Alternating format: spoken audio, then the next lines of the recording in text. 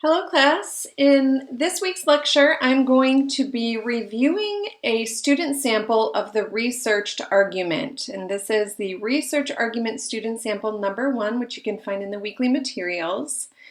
And in hopes of keeping this lecture somewhat brief, I have taken it upon myself to make notes in the margin, which I will be reviewing for you in the video, simply to point out some of the aspects of this paper that are working very well.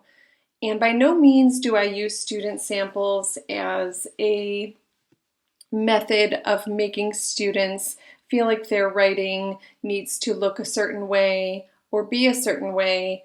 Instead, I just like to use student samples to show you things that are working, and in some cases I'll show you things that are not working. But in this lecture, we're going to talk about things that are working really well, so that this week, as you move through revising the rough draft of your research argument, you can bring some of these ideas to the front of your own mind to make sure that you are doing all of the things with your final draft that you want to achieve.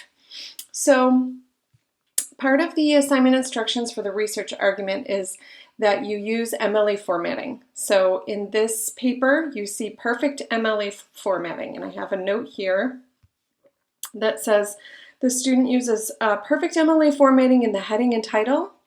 We have 1-inch margins. We're using Times New Roman font. The font size is 12 point, and then double space lines. The heading, and I think I actually meant to say that is the title. The title of the paper is related to the topic without stating the actual claim itself. So we have the heading is the student's name, my name, English 1190, and the researched argument, and then the date which the assignment was due. And then just below that we have a title. The title does not actually make the claim. It just gets readers interested in what topic is going to be talked about. And I'm not going to read through this entire paper, but I just do want to highlight some of the major aspects of the paper that are really working very well. This is a paper that earned an A in my class. It earned a high A. It's very well done.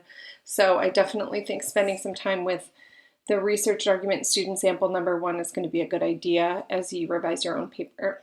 Excuse me. So this writer wrote about why there are few women in STEM fields. And right away, the opening line addresses the topic itself. And this paragraph develops the idea of the topic by introducing a problem related to the topic. So that's what I say in my notes here.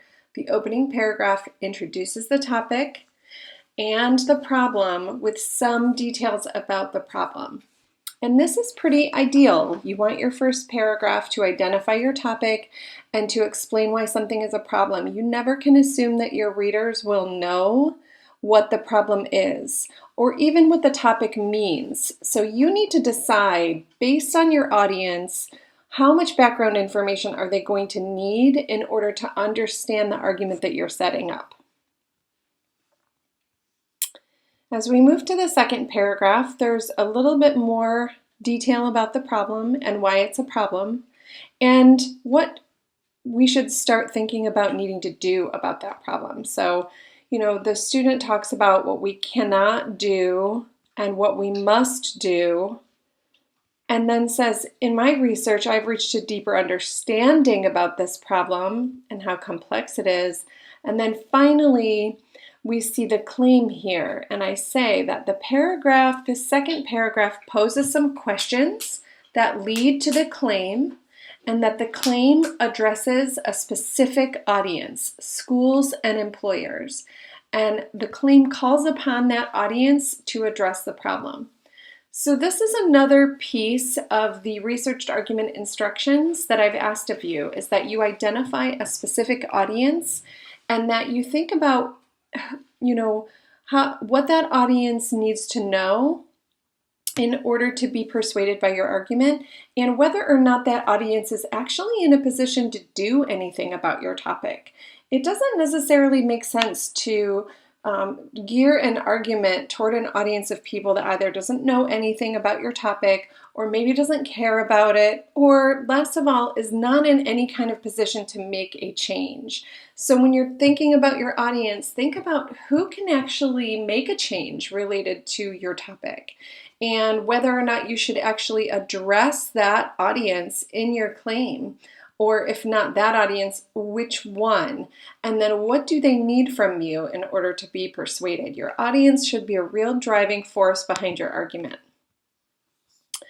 Okay, so then we're on page 2. We're moving to the first full paragraph on page 2. And my comment here is that the first body paragraph opens with the writer's own idea, and the whole paragraph explains just one idea related to the problem. So in terms of why there aren't many female students in STEM majors, the main idea here is that perhaps the problem is not due to their grades, but rather their lack of confidence. So this paragraph addresses the lack of confidence that females may have approaching STEM majors and then by extension, STEM careers. So from there, any source that is presented in this paragraph is correlated to this idea of female confidence in the STEM field. So as I say here, we have a source. It's introduced clearly with the title and the author's name, and the source itself supports the writer's main idea that young women may lack confidence, and that is why they do not take STEM courses or major in STEM-related disciplines. So the writer here presents some of the research from the source. All of that research supports their own idea. And then anywhere else where the writer mentions information from this particular article, there's a parenthetical citation, and I say here in my notes that the parenthetical citation perfectly matches the first piece of information listed for this source on the works cited page. So if you're a reader and you're interested in reading this whole article, then you know you can go to the works cited page and look for the name Morrison, and you're going to be able to find the full source information and look it up on your own if you're interested in doing that. That is the purpose of the in-text citation, is so that readers can do deeper research on their own if they're interested in the information being presented here in short form. Then they can go, and I'm going to scroll really quickly here. We'll come back to page 2 in a moment. But they can scroll right down and skip all of this and say, that Morrison article sounds really interesting. And of course, this works cited page is alphabetized, so I'm going to look for the M for Morrison and say, oh, okay, Morrison, here's that article. I'm interested in that. I want to read that, and I can click right on this link to do that. So the student does really well in each body paragraph, letting their own ideas be the driving force of the paragraph and using sources that simply support their own ideas. Additionally, this particular student, and I say this in my comment here, the student writer uses personal experience and anecdotes throughout the paper to bring themselves into the conversation, which is a really great move. Any personal experience or stories that you might have that relate to your topic that you can share, those are only going to make you sound more credible to your audience and really show your audience why the topic is important to you. From there, and the student does this throughout the paper. So I just think this is a really great move to use. Your own experience, your own personal input is a wonderful addition to a research paper. And then the last note that I make on page 2 at the end here is that the writer begins and ends all of their body paragraphs with their own ideas. The writer's ideas are the driving force behind each body paragraph. So I challenge you, take a look at each of your body paragraphs. Do you have a quote that's starting your paragraph or ending your paragraph? If so, that means your ideas are not the driving force. That means quotes from other sources are actually the driving force in your paper, and that's not what you want for your argument. You want to be the front and center driving force behind all of the main ideas of your paper. Sources are there just for support. Okay, top of page 3, we have a new paragraph, and I made a note about the first word, however. This is a transitional word, and in this case, it's used to show how the ideas in this particular paragraph are going to relate to and actually flow from the idea in the former paragraph.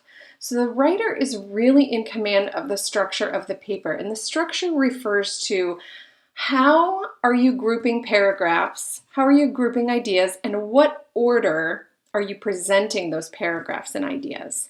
And it's important to show a reasonable or rational logical flow between your ideas.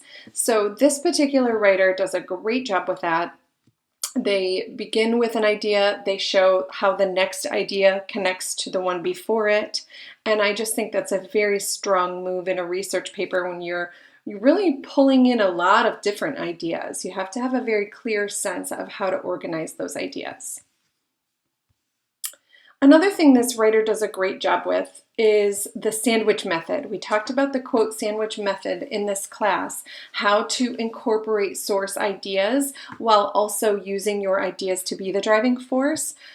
This writer is just really good at that particular skill.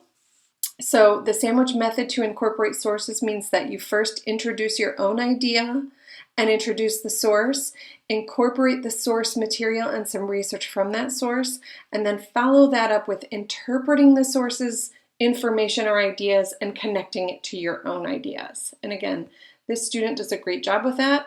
And again, we see a parenthetical citation that matches the works cited entry perfectly. And feel free to go through and notice how each time there's a parenthetical citation, that information there matches the first piece of information that you're going to see for a source on the works cited page. Okay, further down on page 3, I made a note here to emphasize the first sentence of each body paragraph identifies the main topic or idea for the paragraph, for the whole paragraph. So the writer's very clear about their purpose for writing all through the paper. Each paragraph has a topic sentence that expresses the idea, and each paragraph is consistent in aligning with that idea throughout the whole paragraph, all the way through to the end. So even as sources are being incorporated, the sources are related to the main idea, and the writer really manages to stay on track for an idea most of the time in each of the paragraphs here. Now we're on page 4, and I make a note here that the writer, most of the paper is really the writer's own ideas. Research is used sort of sparingly to support their ideas, but most of the writing is the actual writer's ideas, explanations, discussions of reasoning, discussions of anecdotes or experience. So this writer uses their sources very sparingly, and that's a very expert way to write a research paper. Okay, so, and I'm going to work through a little bit quickly here, but all of the ideas and all of the points I've made about this paper are true all the way throughout. They're true throughout for each of the body paragraphs, each of the pages, all of these citations, all of these explanations. The writing is just really strong in this paper. All right, so the next note that I make is at the bottom of page 5. I say that the visual source is referenced directly in the paragraph, and the information from the source is explained. So here we have a straightforward topic sentence. Due to low female representation in certain STEM careers, some women also worry about gender discrimination. The chart below offers statistics proven by research that women face gender discrimination in the STEM environment at a higher rate than men. So, okay, the chart below is mentioned, and when we scroll below, we do see a chart. And we do see it's titled, Among Those in Computer Jobs, Women Are Much More Likely Than Men to Experience Discrimination at Work. We have all of these numbers and statistics. Now, rather than have the reader make sense of all of these numbers and statistics, the paragraph itself goes on to explain the summary, basically. So just like if you were using a written source in your paragraph and you were using information from that written source, you would summarize or paraphrase some of that information.